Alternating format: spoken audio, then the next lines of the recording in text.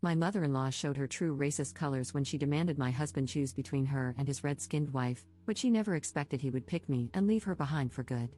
Posted by u/OK_classroom 1548. My husband and I have been together for 4 years, and we just got married in October 2022. He's amazing, quite literally the man of my dreams, and I have an amazing life with him now. My parents and the rest of my family love him. I'm Native American and have a really big family, and he comes to family events, holidays, cookouts, etc., and I haven't heard a single member of my family say they didn't like him. My husband's family is very small. Other than his parents, he has one brother, his wife, and their 2 kids. His brother and his family live multiple states away, so we only see them around the holidays, and they don't really have much extended family. So the only members of my husband's family I really see are his parents. His parents are the stereotypical white conservative small-town Christians. My husband is no longer religious. My mother-in-law stays at home and tends to the house while my father-in-law works. I was worried about his parents' beliefs at first, as I practice my native tribe's spiritual beliefs. I'm very left-leaning socially and politically, I don't dress very conventionally, and my husband and I have no desire to have children. But they were pretty chill with me when I met them for the first time. I have had no problems with his dad, but over time, I have begun having trouble with his mother. She just flat out doesn't like me. According to my father-in-law, she has said I'm not the kind of woman that needs to be with her son. Her reasoning is that I don't act like a woman, I won't be a housewife, and I have a man's job. I'm a flight paramedic for a service that airlifts critically unstable patients. I love my job, and I love being a paramedic. My husband has never expressed that he wants me to be a housewife or take up a stereotypically feminine job. If he did, we wouldn't be together. But apparently, that's what his mother thinks he needs. When I first met his parents, we had been dating for about 5 months. My mother-in-law initially said that I didn't look like the kind of woman my husband would bring home. I didn't take it to heart, I figured she didn't mean it in a harsh way. When they asked what I did for work, I told them I was a flight medic. My father-in-law said that was awesome, while my mother-in-law just kind of frowned and didn't say anything. She was pretty cordial in the beginning, but as my husband and I got more and more serious, she began to dislike me more. It started with snide comments. She would manage to sneak into conversations the fact that she thinks women should be homemakers or have jobs like teachers or caretakers. When I started working 48-hour shifts, she asked who was going to take care of the housework. My husband told her he would while I was gone those 2 days. She got upset and said it wasn't fair that I made her son do it all by himself while I left. My husband told her that we split household chores evenly and that it was fine. One day, we were over at their place, and she went off on this rant about how she missed when women acted like women and men acted like men. She started talking about how women needed to start being housewives and mothers again while the men worked and provided.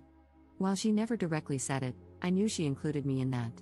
My father-in-law told her to calm down and that this wasn't the time for that kind of discussion, and she got mad and said, "Well, it's just the truth," while looking in my direction. I'm not an idiot, I knew this rant was just a way for her to tell me how she felt without directly telling me. My husband was pretty angry when we left, and I can't say I was too pleased. I told him she was allowed to have her opinion, no matter how stupid it was, and I wasn't going to lose sleep over the fact that she seems to still be living in the 1950s.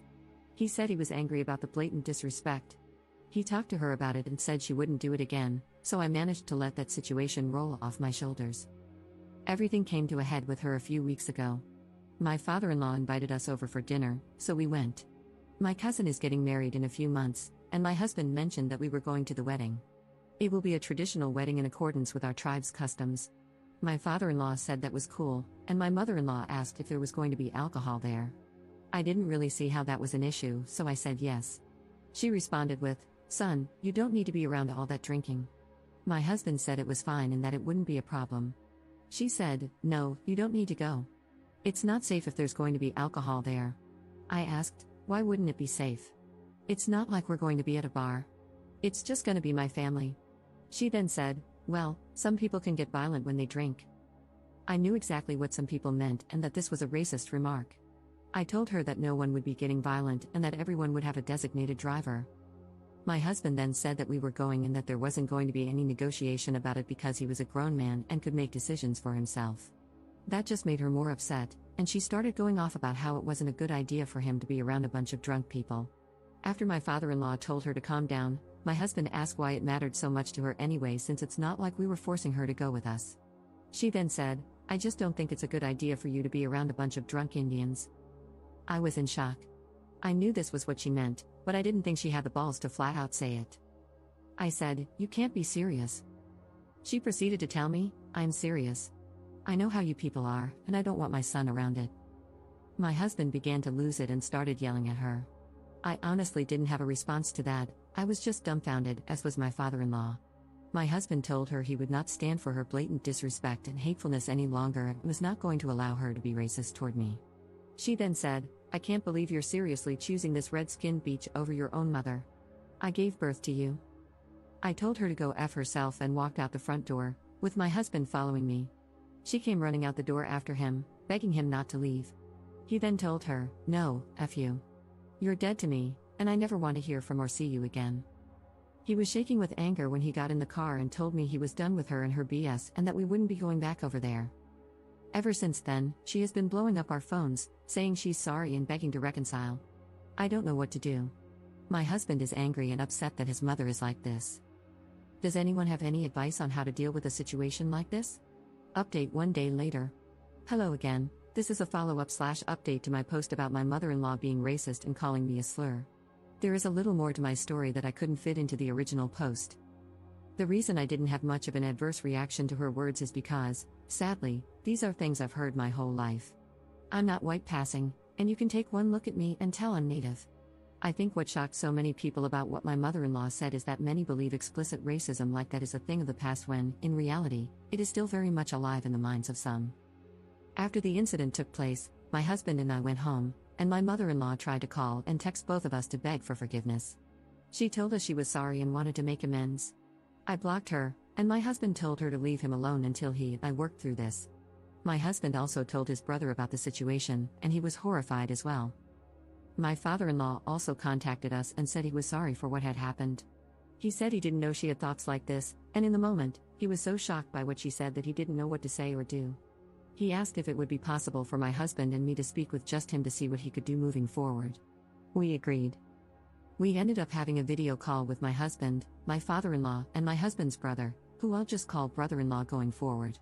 My brother-in-law said there wasn't much he could do because he lives several states away, but he would support us in whatever decision we made and would be sending a strongly worded message to my mother-in-law.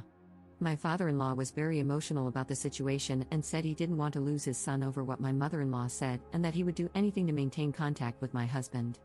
He was so upset and confused as to why she thought the way she did and why it was all coming out now. I said that she may have always felt this way, but because they live, and have always lived, in predominantly white communities, I was the first person she knew to take it out on. Everyone agreed with that. My father-in-law said he wanted to suggest that she go to therapy or some sort of counseling to work through these feelings and that he planned to tell her she had a choice, either seek help to change her narrow view of the world or lose both her son and him. He said that I make my husband happy, and as his father, there is nothing more he could ever want.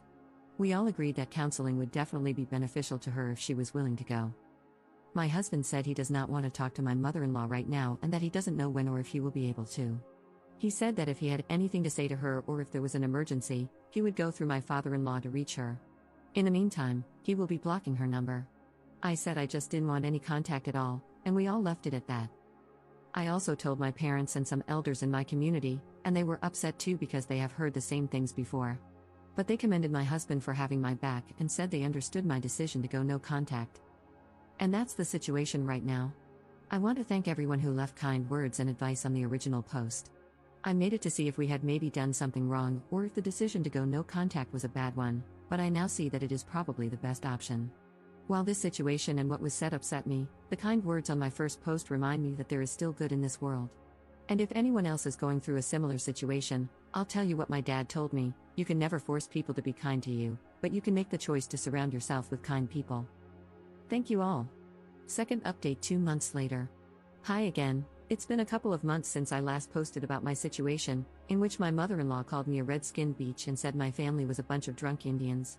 I figured I'd conclude the story since I think this mess is finally coming to an end. Long story short, my father-in-law is divorcing my mother-in-law. My mother-in-law went to counseling twice a week for about 3 weeks until she eventually decided she had enough of it. I guess she thought that was enough to make my father-in-law and husband happy, but she showed no real remorse for her actions or any change in her racist mindset. My father-in-law told us that they had gotten into an argument about how I was taking their son away from them, to which he said that she had driven my husband away from them, not me. My mother-in-law was very angry that my father-in-law continued to take our side in the situation instead of hers. This erupted into a very heated argument between the two of them, and my father-in-law didn't go into extensive detail. She ended up saying more bad things about me, how I had torn her family apart, made a mockery of her, stolen her son, and pushed her husband and other son away from her. In reality, if she had just kept her mouth shut, this all could have been avoided. My husband is pissed, naturally. I can't say I feel much emotion about it, though. I feel bad for my husband and his family, as they are losing contact with their mother and wife. But then again, I also see a bitter old racist getting what she deserves. It's a crappy situation overall. My father-in-law said my mother-in-law was so angry she left the house and is staying with a friend for the time being while lawyers sort things out. He is still very upset, which I understand. He told me he felt terrible about the whole thing, but he didn't want to remain married to an evil woman, someone who would drive his children away. He told me that he understands he is not a perfect man, has made mistakes, and hasn't always been the most accepting or open-minded, but he wants to become a better person and try to understand people of other cultures and identities. I greatly respect that. So, in an attempt to lift his spirits, I offered to take him to a powwow a couple of weeks ago, and he accepted. My husband has gone with me several times, but this would be my father-in-law's first experience with anything like that. I introduced him to my family, and he was very respectful.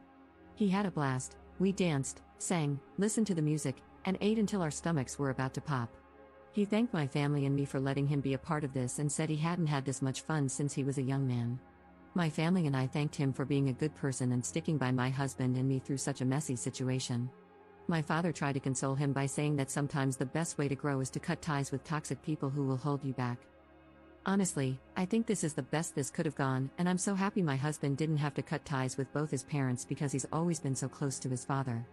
I can see that my father-in-law is trying to be a good person and become a more accepting and supportive guy. I'm very happy about that.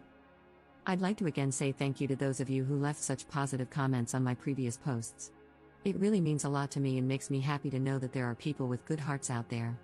And to any natives who have dealt with or are dealing with racist comments, discrimination, or being called racial slurs, never stop existing, because our existence is the biggest form of rebellion. We're still here, and we're not going anywhere. Thank you, all of you kind internet strangers. Peace and love always.